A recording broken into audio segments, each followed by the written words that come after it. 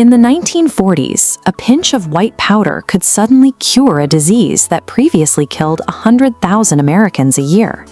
The mass production of penicillin saved millions of lives, but it also cemented a rigid philosophy in modern medicine that the human body is strictly a chemical machine, best repaired with chemical inputs. But a chemical approach hits a hard limit when the physical hardware breaks down. You cannot prescribe a pill to reconnect a severed spinal cord, replace worn-out cartilage, or regrow a shattered tibia. Structural damage requires structural repair. Yet there is a vertebrate that routinely survives massive structural damage. The salamander shares the exact same basic anatomical blueprint as we do: interlocking bones, muscles, and complex nerve networks. But if you cut off its leg, it simply grows a perfect replacement.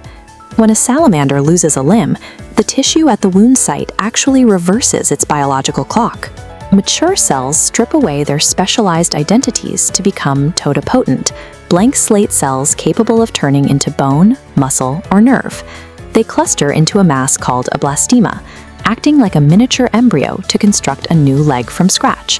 For decades, biologists hunted for the chemical trigger that forces these cells to revert to a blank state.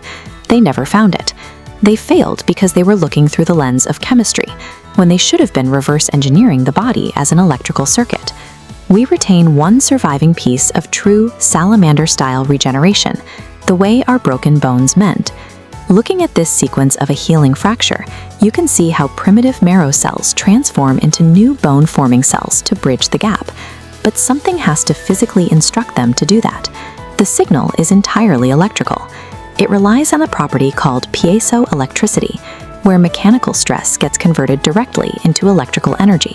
When you put weight on a bone and deform it even slightly, the physical squeeze pops electrons out of their lattice, firing a localized electrical pulse.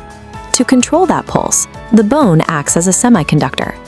Down at the microscopic level, bone is a composite of two materials. The structural protein collagen acts as an N-type semiconductor, packed with free electrons. The rigid apatite crystals act as a P-type semiconductor. Joined together, they form a natural diode, a one-way valve for electricity. This diagram illustrates Wolff's law, showing how new bone growth directly targets the area of a fracture. The compressed side of the bending bone filters the electrical pulses into a steady negative charge. That specific negative voltage is the exact command signal instructing surrounding cells to multiply and build new bone.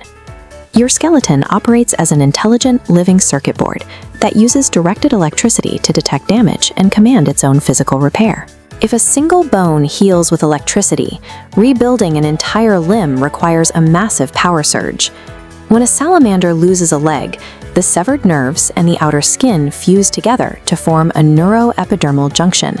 This junction acts like a literal battery, flooding the stump with a powerful surge known as the current of injury.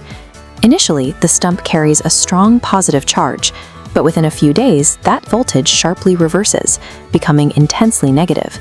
It is this precise electrical flip that forces the local cells to revert into that blank slate blastema and rebuild the missing limb.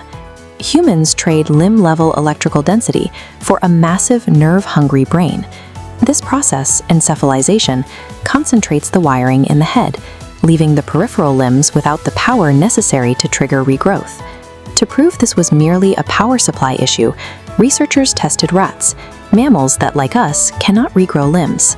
By applying a tiny artificial electrical current to an amputated rat leg using silver electrodes, they perfectly mimicked the negative voltage of a salamander. The rats responded by doing what mammals aren't supposed to do. They grew blastemas and began regenerating complex bone, muscle, and nerve tissue.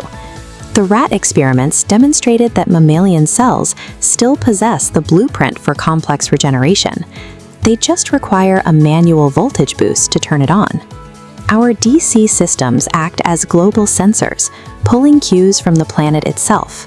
The pineal gland sits at the center of this network, acting as an antenna for the biological rhythms that dictate everything from sleep cycles to the rate at which our cells divide.